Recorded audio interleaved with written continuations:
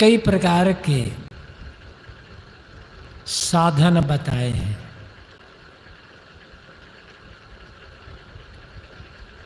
सबके कहने का ढंग, सबका शब्द प्रयोग अलग अलग है, किंतु भाव, उद्देश्य सबका एक ही है।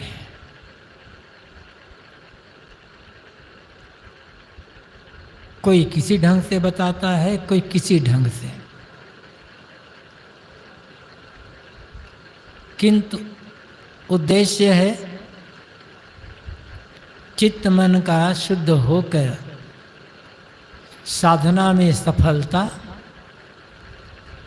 और मन का बाहर से मुड़कर अंतर्मुख होकर आत्मलीनता।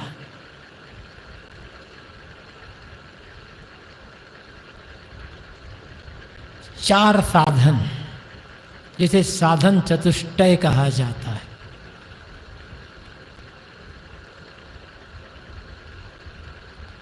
इन पर थोड़ी चर्चा करेंगे।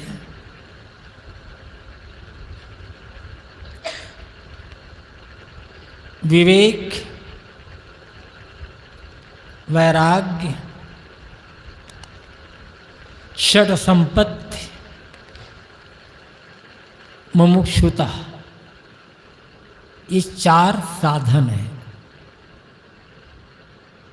साधन जिससे साध्य की प्राप्ति हो, साधन, साधना, साध्य। साधक तो व्यक्ति है,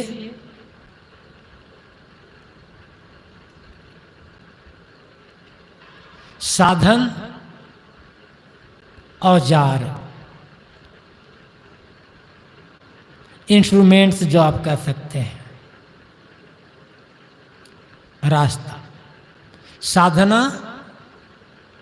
अपने औजारों का प्रयोग करना।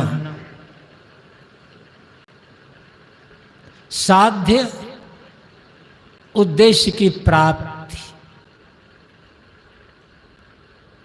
इसको बिल्कुल सरल उदाहरण से समझें। इसे एक बढ़ई है, बढ़ई साधक है। लकड़ी, बसला, आरी, ये जो सब हैं उनके औजार, ये साधन है। इनका प्रयोग करना, लकड़ी को छिलना, काटना, गढ़ना, संवारना, इनका प्रयोग करना साधना है। उद्देश्य क्या है? फर्नीचर का बन जाना, किसी फर्नीचर का या किसी का बनाना, उचित कर रहा है। तो ऐसे हम सब साधक हैं, व्यक्ति साधक है। विवेक, वैराग्य, सरसंपत्ति और मुमुक्षुता साधन है। इनका प्रयोग साधना। साध्य क्या है? आत्मकल्याण, आत्मशांति, आत्मलीनता।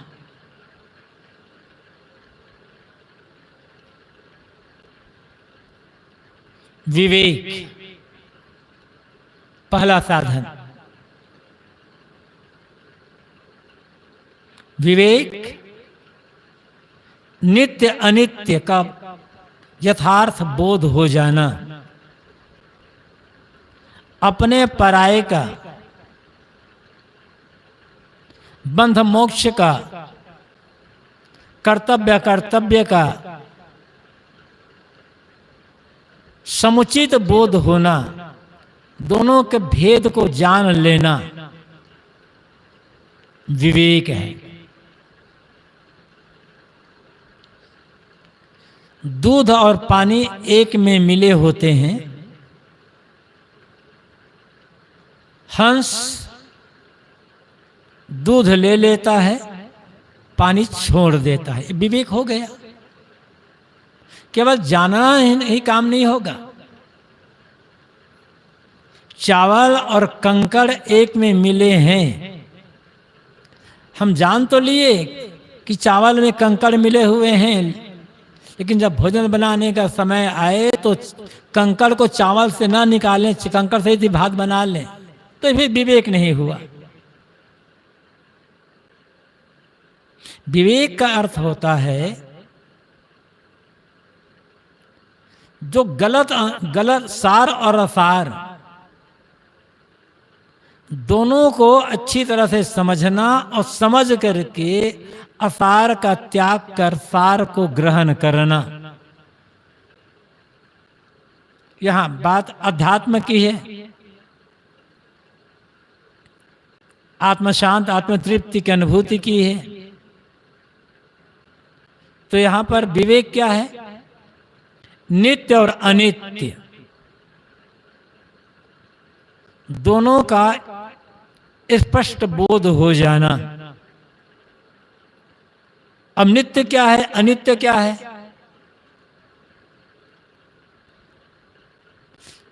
कहा तो यह गया है ब्रह्म सत्यम जगन मिथ्या। ब्रह्म सत्य है, जगत मिथ्या है।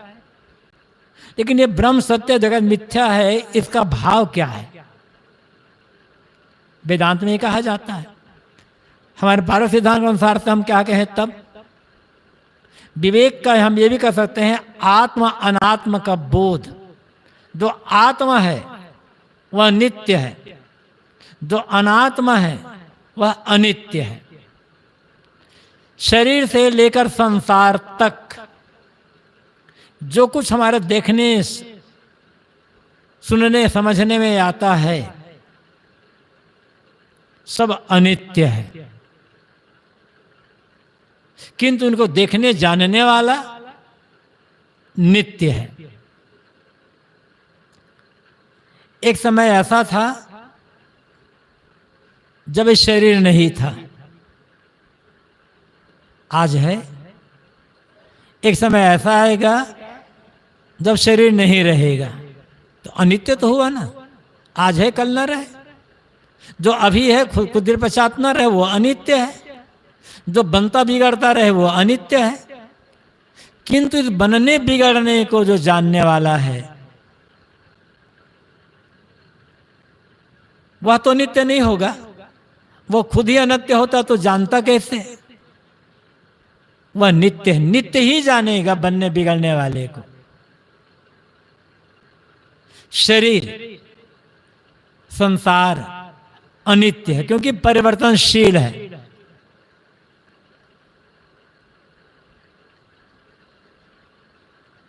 किंतु परिवर्तन को जानने वाला अपरिवर्तित है, और जो अपरिवर्तित होता है वो नित्य होता है।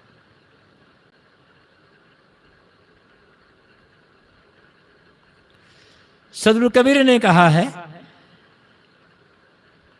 झूठ झूठा के डार हो मिथ्या यह संसार, ते कारण मैं कहत हूं जाते होय उबार। संसार झूठा है, इसे झूठा समझकर छोड़ दो क्योंकि मिथ्या है। तो क्या सचमुच में संसार झूठा और मिथ्या है? संसार का अस्तित्व ही नहीं है, ऐसा नहीं है। अपने आप में संसार सत्य है। जैसे आकाश के फूल शब्द है बस, अस्तित्व नहीं है उसका। बंध्या पुत्र शब्द है, कहावत चलती है, लेकिन बंध्या पुत्र का अस्तित्व ही नहीं होता है। खरगोश के सींग शब्द है, खरगोश के सींग ही नहीं होते। क्या संसार इसी प्रकार से है? इस प्रकार का संसार नहीं है। संसार अनित्य और परिवर्तन होते हुए भी अपनी जगह पर सत्य है। फिर कबीर साहब क्यों कहते हैं कि झूठ झूठा के डारू मिथ्या यह संसार? यह संसार मिथ्या है, झूठा है, इसलिए इसे झूठा समझ करके छोड़ दो। अगली पंक्ति में उत्तर है, यही कारण मैं कहता हूं जाते हुए बार संसार सच है, किंतु संसार का और हमारा जो संबंध है ये झूठा है।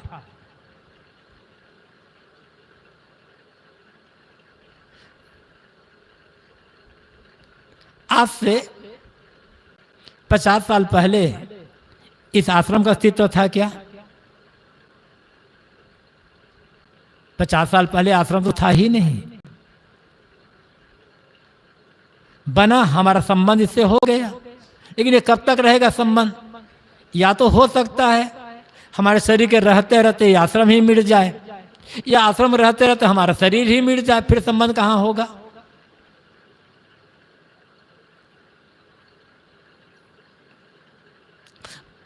एक युवक एक युवती की शादी होती है, दोनों सर्वथा अपरिचित। शादी हुई, पति पत्नी बन गए, ठीक है, संबंध है दोनों का पति पत्नी का। दोनों शरीर छूट गया, फिर संबंध होने वाला है, फिर पति पत्नी बनेंगे। कहावत भले चलती है कि पति पत्नी का संबंध 7 जन्म का होता है, सिर्फ कहावत है। दोनों के मन में एक दूसरे के लिए समर्पण भाव, प्रेम भाव बढ़ाने के लिए ये कहावत कही जाती है। मरने के बाद कौन कहाँ जाएगा, किसका किसे संबंध होगा, कौन जानता है?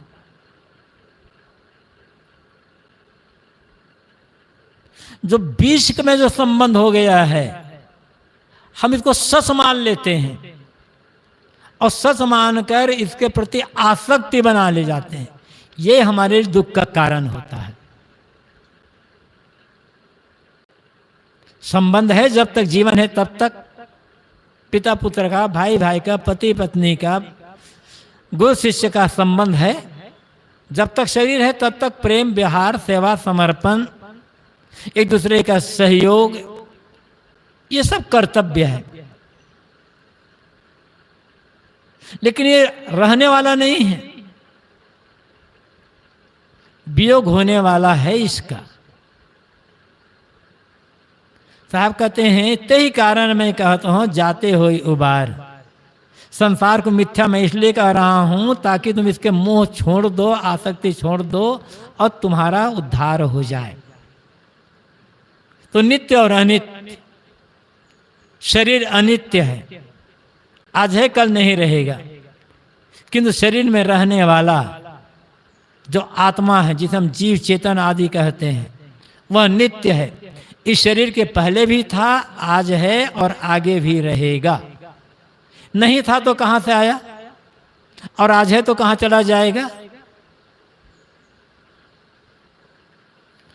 और जैसे शरीर बदल रहा है, ऐसे ये जीव बदलता रहता तो शरीर का ज्ञान कैसे होता? वैज्ञानिक मानते हैं कि 7 वर्ष में शरीर के सारे परमाणु पूरे के पूरे बदल जाते हैं। तो 7 वर्ष में शरीर पूरा बदल गया। अब 50 साल का कोई व्यक्ति है तो 7 बार उसका शरीर पूरा का पूरा बदल गया, सारे परमाणु बदल गए हैं।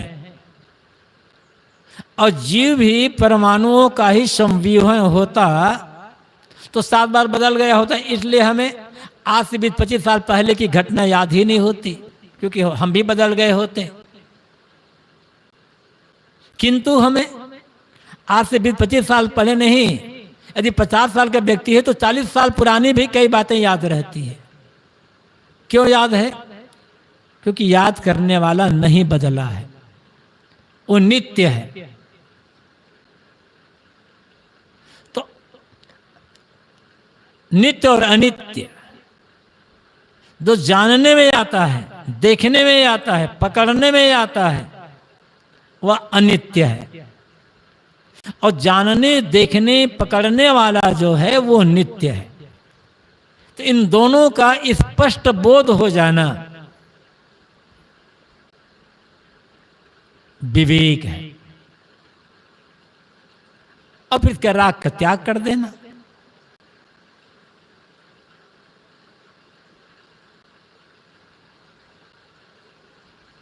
कुछ तो ऐसा है ना जो हमारे लिए दुख का कारण बनता है। कोई भी व्यक्ति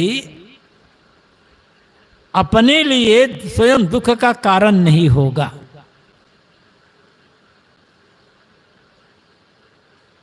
अब कहा जा सकता है, हम कहते भी हैं कि ये संत महात्मा ये भी कहते हैं कि तुम्हारे दुख का कारण तुम स्वयं हो। और ये भी कहा जाता है कि कोई व्यक्ति अपने लिए दुख का कारण नहीं बनता। तो दोनों परस्पर विरोधी बात हो गई, विरोधी नहीं है, प्रसंग अलग अलग है। हर व्यक्ति अपने दुख का कारण स्वयं।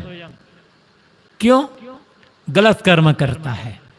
गलत कर्म ना करे दुखी ना होगा, गलत ना सोचे दुखी न होगा। हमारा गलत मन, हमारा गलत व्यवहार, हमारा गलत खान पान, हमारा गलत कर्म हमारे लिए दुख का कारण बनता है। बस इसलिए हर व्यक्ति अपने दुख का कारण स्वयं है। लेकिन मन बदलने वाला, कर्म बदलने वाला, खान पान बदलने वाला, व्यवहार बदलने वाला, लेकिन कर्म करने वाला सच,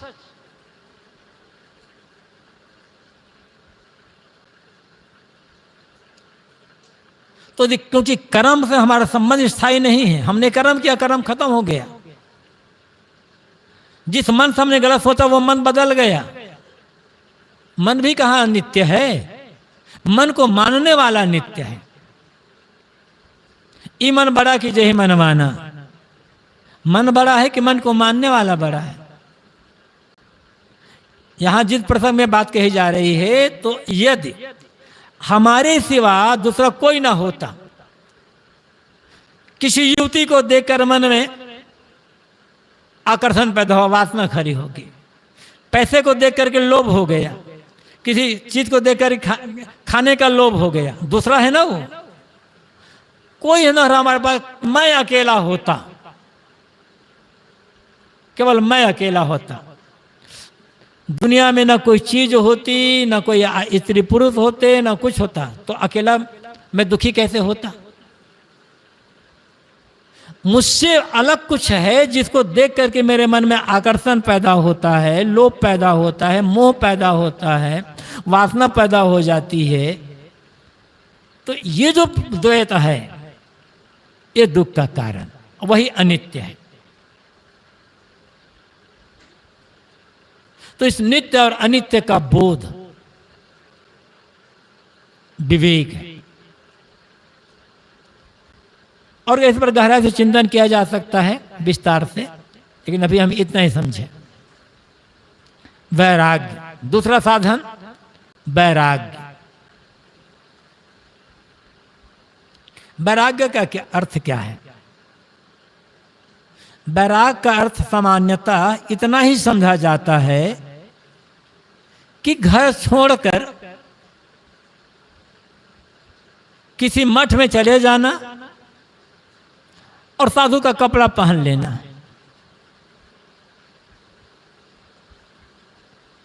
ये ऊपर का वैराग्य है। ये वैराग्य नहीं है।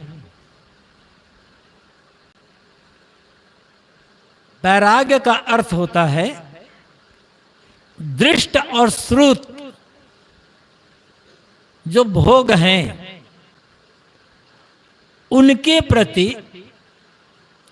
दृढ़ निर्वेद वितृष्णा हो जाना वैराग्य है। दृष्ट जो दिखाई पड़ता, आंख, नाक, कान, त्वचा से जो देखने में आता प्रत्यक्ष संसार, ये दृष्ट है। श्रुत, श्रुत को अनुश्रविक भी कहा जाता है। दुख को सुनने में आता है, जैसे स्वर्ग है, स्वर्ग में ऐसा सुख होता है वैसा सुख होता है। आज तक कोई गया नहीं स्वर्ग में, और वहां से कोई देख करके आंखों देखा हाल बताया नहीं, कि सुना गया है, बस किताबों में लिखा है कहीं नहीं। तो दुनिया के जो भोग पदार्थ हैं और सुना हुआ जो स्वर्ग आदि का जो सुख है, वहां का जो भोग है, उनके प्रति मन में निर्वेद, वितृष्णा, ग्लानि हो जाना वैराग्य है। सरल शब्दों में कहे तब अनासक्ति भाव।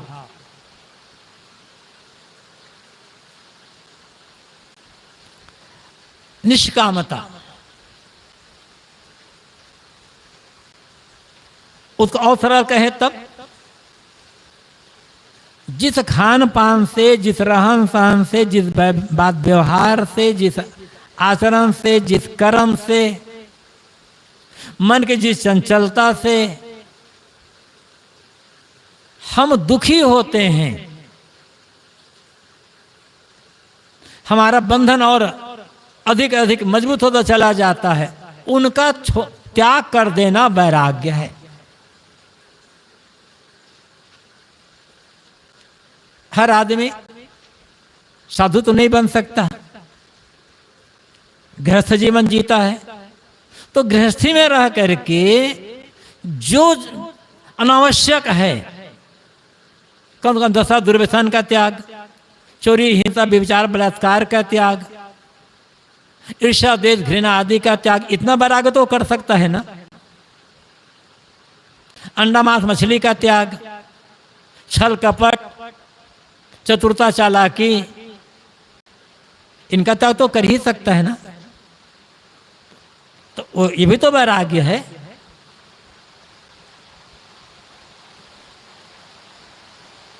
पूरा वैराग्य, जहां जो है हर किसी को वैराग्य की आवश्यकता है। गुरुदेव जी भी कहा करते थे, अभी अभी शादी हुई है तो विवाहित वर और नववधु को भी वैराग्य की आवश्यकता है। इसका मतलब क्या है? एक दूसरे से अधिक कामना अपेक्षा का त्याग। अत्यधिक कामना करेंगे, एक दूसरे से अत्यधिक अपेक्षा रखेंगे, दूसरे पर अत्यधिक चाहना रखेंगे, बस पीड़ा और विवाद शुरू। प्रेम का, सेवा का, समर्पण का व्यवहार करो, अपेक्षाएं कम रखो, कर्तव्य ज्यादा करो, दुख कम होगा, शिकायत कम होगी, विवाद कम होगा। तो दृष्ट और सुत के प्रति वितृष्णा, वितृष्णा का मतलब है घृणा। यहां मूत्र फल भोग विरागा कहा गया है। ई लोक, अमूत्र परलोक, जिसका हमने दृष्ट और सूत्र कहा, उनके प्रति घृणा भाव होना। आदमी के लिए घृणा नहीं, कि कोई भी आदमी हो, आदमी के लिए घृणा नहीं करना है।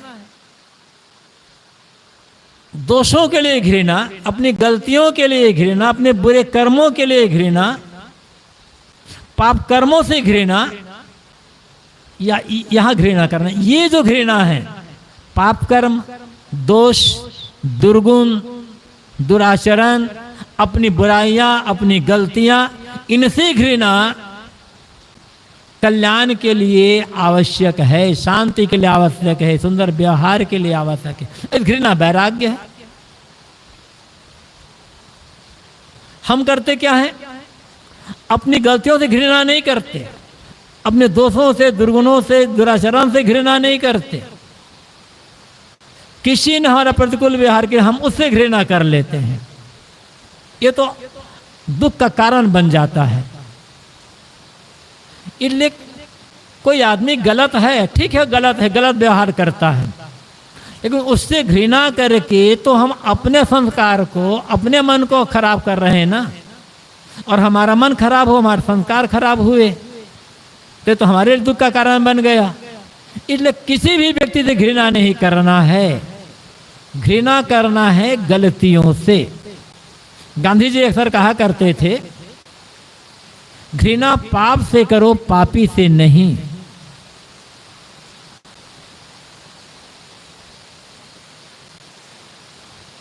तो जहां जहां से दुख मिलता है वहां वहां से घृणा करते चले जाएं, वितृष्णा करते चले जाएं।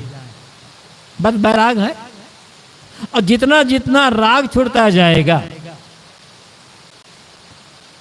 वैराग बढ़ता जाएगा, उतना उतना हमारा दुख दूर होता जाएगा। क्योंकि उतना उतना हमारा मन सुबह शांत निर्मल होता जाएगा, अंतर्मुख होता जाएगा।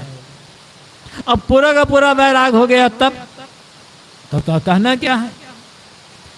श्री पूरन साहब जी ने कहा है, दृढ़ निर्वेद जाको भयो सोई मुमुक्षु बड़भाग। दोष दृष्टि जब ही उपजो तब उपजो वैराग, दोष दृष्टि जब ही भई तब उपजो वैराग। दोष दृष्टि किसके लिए?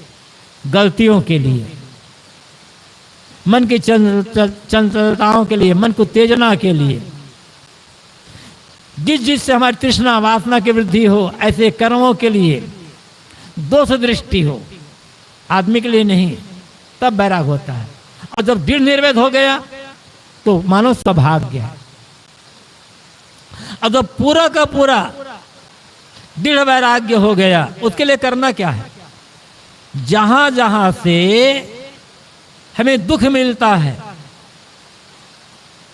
वहां वहां से जहां जहां से बंधन मिलता है, वहां वहां के प्रति बार बार दुख और दोष का चिंतन। गीता में कहा गया है, जन्म मृत्यु जरा व्याधि दुख दोषानुदर्शनम। अनुदर्शन, बार बार बार बार बार उसमें दोष देखना। जितना हमें दोष दिखाई पड़ेगा, उतना उतना हमारा मन वहां से उचाट होता चला जाएगा, वैराग होता चला जाएगा।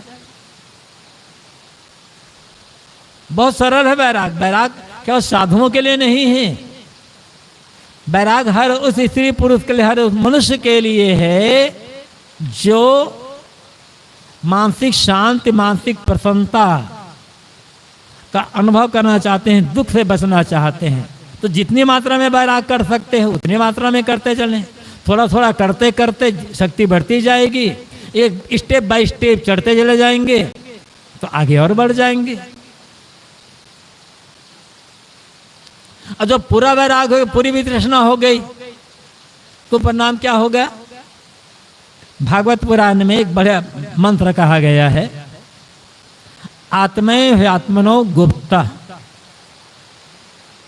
निर्वदेत यदाखिलात् अप्रमत इदम पश्येत ग्रस्तम कालाहीना जगत।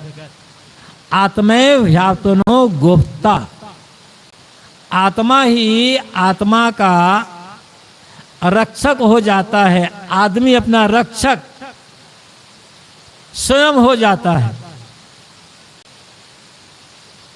कब?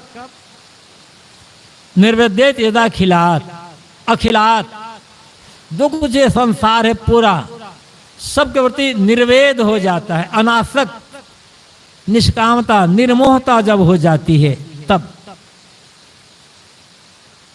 अब कहा प्रश्न हो सकता है, साहब कैसे आसक्ति छोड़ दें, मोह कैसे छोड़ दें, तो काम नहीं बनेगा।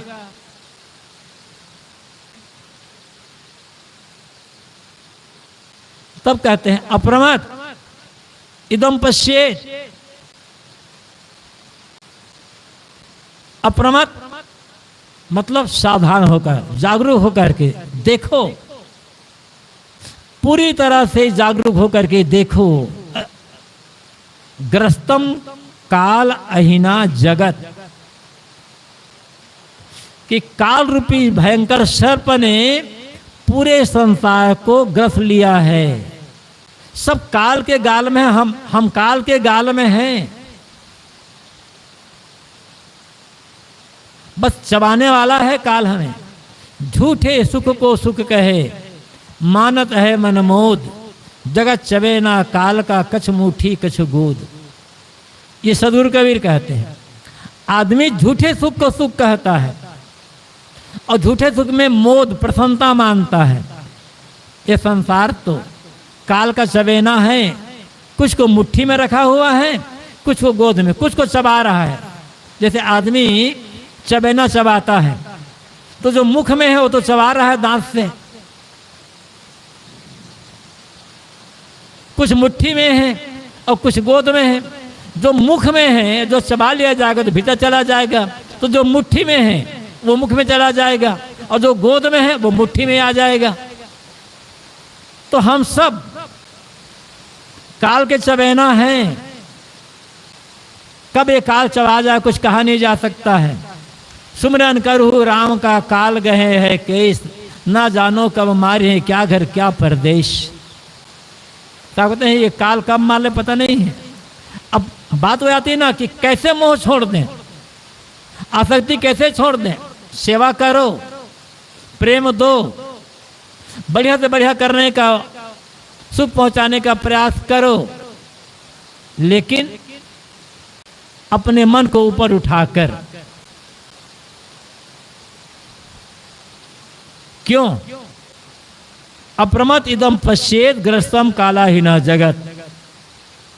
सावधान होकर के देखो कि काल रूपी सर्प ने तुम्हें पकड़ रखा है, बस निगलने वाला है, काल के मुख में है। उस समय उस काल के मुख से छुड़ाने वाला कौन होगा? आत्मज्ञान और निष्कामता, बस यही है। जितना विवेक पुष्ट होगा, मजबूत, और अनासक्ति जितनी पुष्ट होगी, उतना ही आदमी, ये जीव अपना रक्षक स्वयं हो जाएगा। इसलिए वैराग्य की अनासक्ति की आवश्यकता है।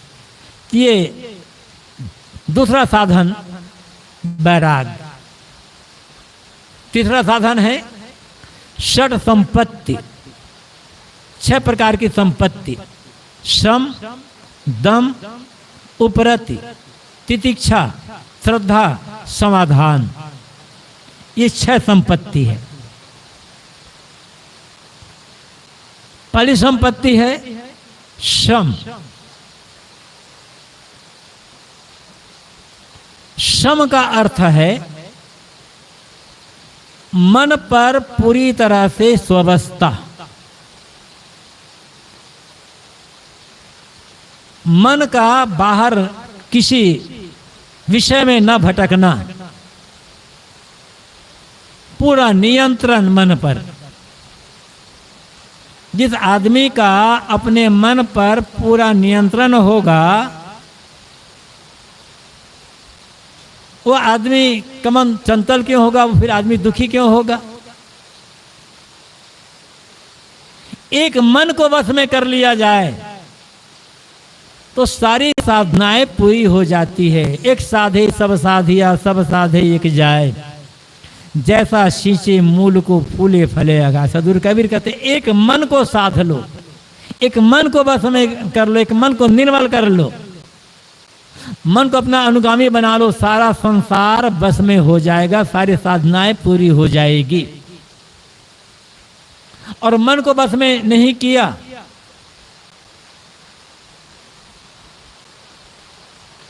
और हम सबको बस में कर रहे हैं, फिर कोई फर्क नहीं पड़ेगा।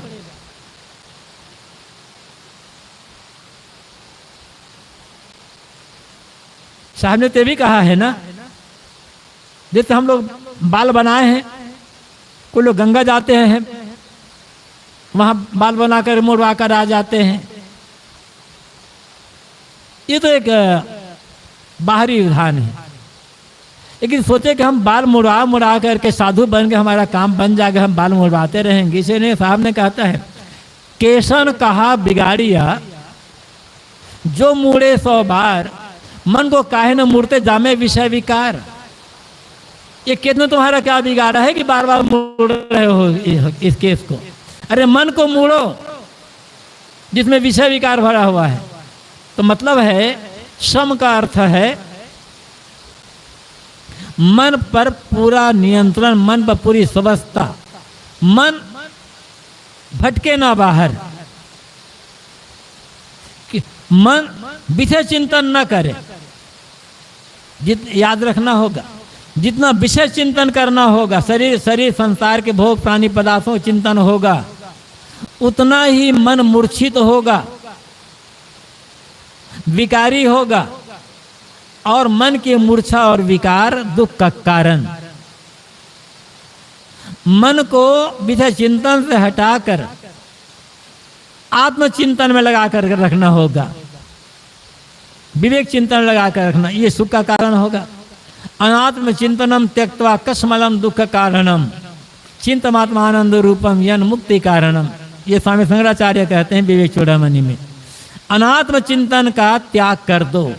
शरीर अनात्म, प्राणी पदार्थ अनाथ, सब कुछ अनाथ, इनका चिंतन त्याग कर दो, क्योंकि इससे मूर्छा आएगी मन में। साहब ने भी कहा है ना, मैं कासो कहो को सुने को पति आए, फुलवक छुवत भंवर मर जाए। मैं किससे कहूं, कौन मेरी बातों को सुनेगा और कौन विश्वास करेगा कि फूल को छूते ही भंवरा मर जाता है।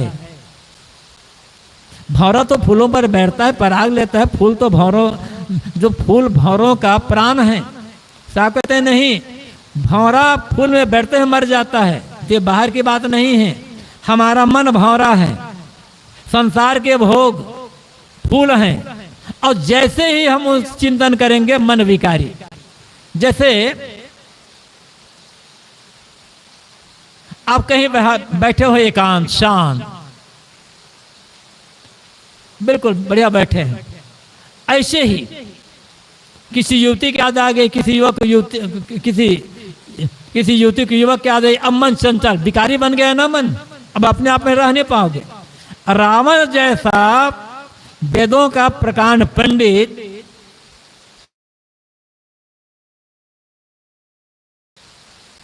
रावण जैसा वेदों का महाज्ञानी और सुरवीर, जब शूर्पणखा से सीता की सुंदरता का वर्णन सुना, मोहित हो गया एकदम।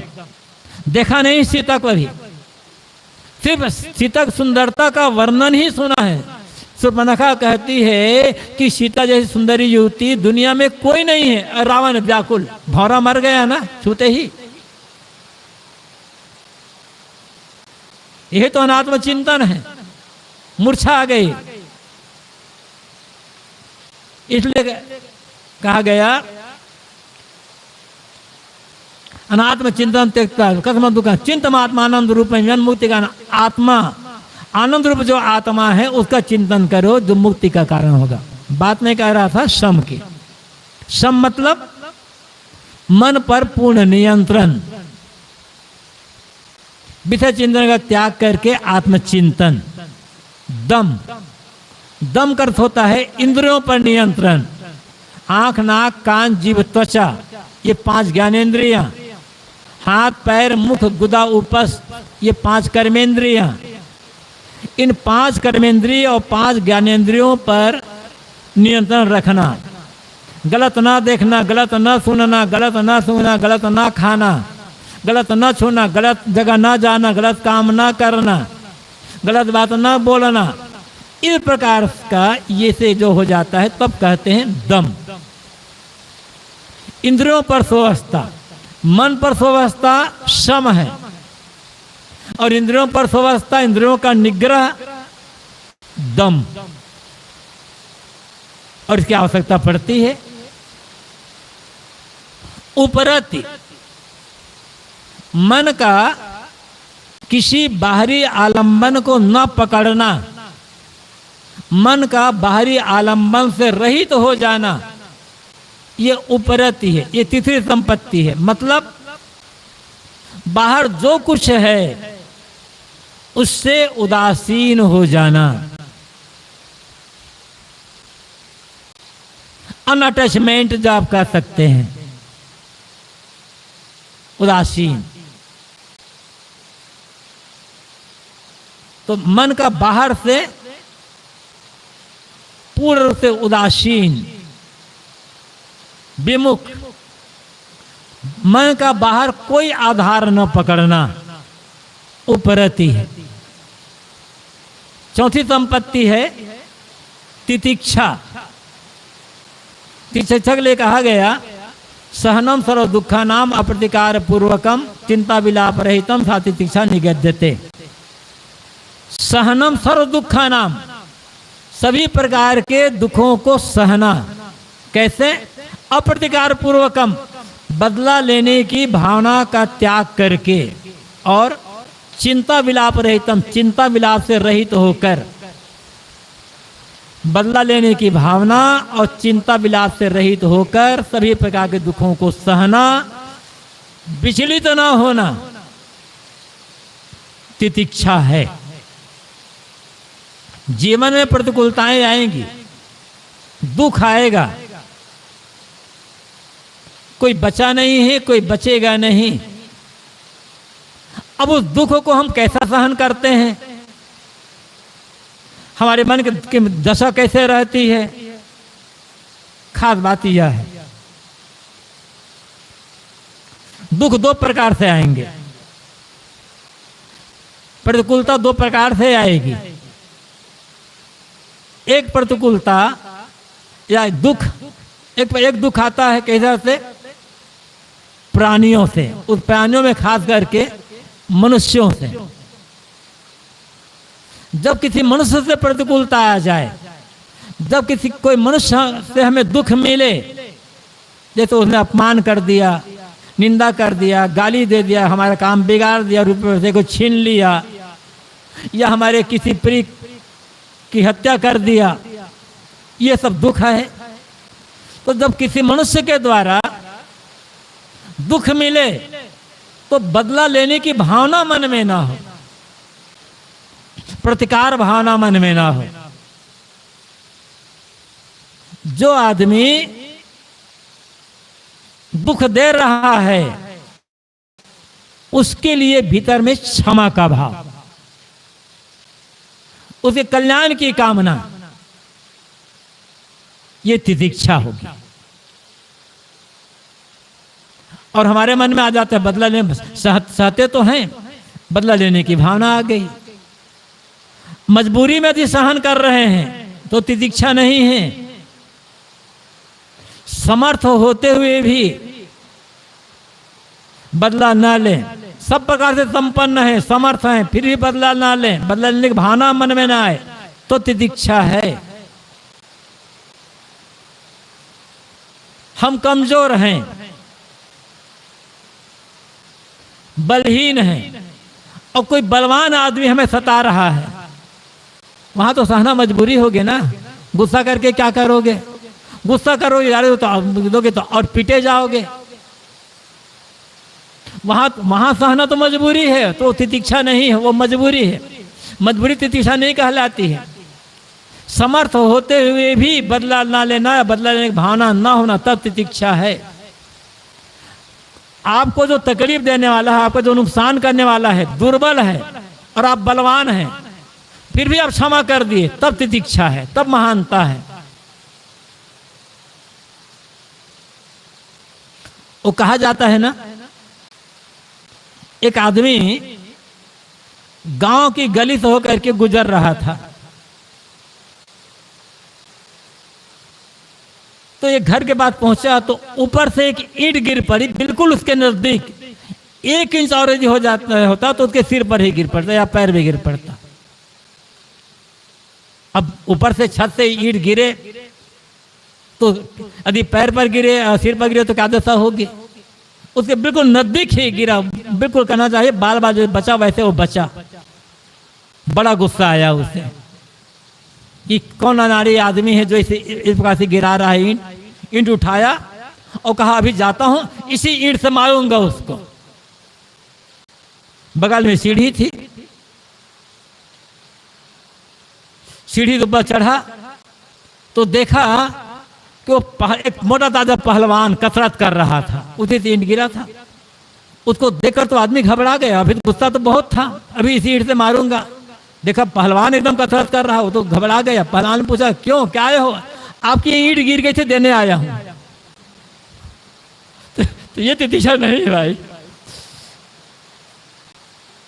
बलवान होते हुए ही बदला न लेना, क्षमा और चिंता विलाप रहितम। आदमी ने तो दुख नहीं दिया, जोरों की वर्षा हो गई, फसल बर्बाद हो गई, भूकंप आ गया, मकान टूट गया। मतलब प्राकृतिक उत्पाद से जो दुख नुकसान होता है तो वहां पर किससे बदला लोगे? अभी पानी बरस रहा है, कोई नुकसान हो जाए मुकदमा दायर करोगे? आग लग गई, किस पर मुकदमा दायर करोगे? तो वहां चिंता होती है और आदमी रोता है। तो रोना धोना भी ना हो, चिंता भी ना हो, शांत मन, स्थिर मन, ये तितिक्षा है। और ये साधना के लिए जरूरी है। इतना विश्वास रखना होगा कि कुछ भी नुकसान हो जाए, जीवन निर्वाह साधन कोई ना कुछ उपलब्ध हो जाएगा। काम करते रहने से, प्रारब्ध और पुरुषार्थ पर विश्वास रखने से ये चिंता दूर हो जाएगी। श्रद्धा, पांचवी संपत्ति है श्रद्धा। श्रद्धा का अर्थ बताया गया, शास्त्र वचन और गुरु वचन पर सत्यनिष्ठ का भाव रखना कि शास्त्र वचन और गुरु वचन सत्य है। मन का यह भाव श्रद्धा है। लेकिन यहाँ पर सावधानी की आवश्यकता है। शास्त्र अनेक हैं, गुरु भी अनेक हैं, और शास्त्रों में परस्पर विरोधी बात है। किसकी बात को हम मानेंगे सच? गुरु भी अनेक है, कोई गुरु कुछ बताता है, कोई गुरु कुछ बताता है, कोई गुरु कुछ बताता है, किसको बात माने? मतलब विवेक पूर्वक शास्त्र और गुरु की बातों पर, फाटक बंद करवा दो, शास्त्र और गुरु की बातों पर विवेक पूर्वक विश्वास कर लेना, उन्हें सत्य मानकर उसका प्रयोग करना। मतलब निर्णय से, तर्क से जो बात सही साबित हो उस पर दृढ़ विश्वास करना श्रद्धा है। हम सत पर भी विश्वास न करें तो श्रद्धा नहीं होगी, फिर काम नहीं बनेगा। और समाधान, मन का पूर्ण संतुष्ट हो जाना समाधान है। चौथा साधन है मुमुक्षता, मोक्ष की इच्छा होना। मोक्तुम इच्छा मुमुक्षुता, मोक्ष की इच्छा होना, दुख से छुटकारा पाने की इच्छा, ये मुमुक्षा है। यहाँ हम सब एकत्र हुए हैं, क्यों हैं? किसी न किसी प्रकार से दुख से छुटकारा पाने का भाव ही है, तभी तो यहाँ आए, हम एकत्र हुए हैं। आदमी जो कुछ करता है दुख से बचने के लिए करता है। तो ऐसा उपाय जिससे हमारा सारा का सारा दुख मिट जाए, दुख रहित स्थिति हो जाए, ये भाव मन में लाना, ये मुमुक्षा है। विवेक, वैराग्य, संपत्ति और मुमुक्षुता, ये चार साधन हैं। इन साधनों को उपयोग करके हम जितना उपयोग करेंगे इनका, उतना हमारा मन और चित्त शुद्ध होते जाएंगे, विकार दूर होंगे, मन की चंचलता दूर होगी, बहिर्मुखता दूर होगी, और मन अंतर्मुख होगा। अंतर्मुख होते होते शांत हो जाएगा, अपनी आत्मा में क्या, परमात्मा में स्थिति हो जाएगी, साक्षात्कार हो गया, दुख खत्म। तो हर जगह विवेक, वैराग्य, संपत्ति और मोक्षता, इनकी आवश्यकता है। इनके बिना कोई भी साधना पूरी नहीं होगी और कोई भी मनुष्य पूरा का पूरा दुखों से छुटकारा पा नहीं सकता है। अपनी अपनी श्रेणी, शक्ति और योग्यता के अनुसार हर व्यक्ति को इन चारों साधनों का अपने जीवन में बराबर उपयोग करते रहने के, प्रयोग करते रहने की आवश्यकता है। 5 मिनट बाकी है, बत्ती बुझा दे, 5 मिनट के लिए आप शांत बैठ जाए।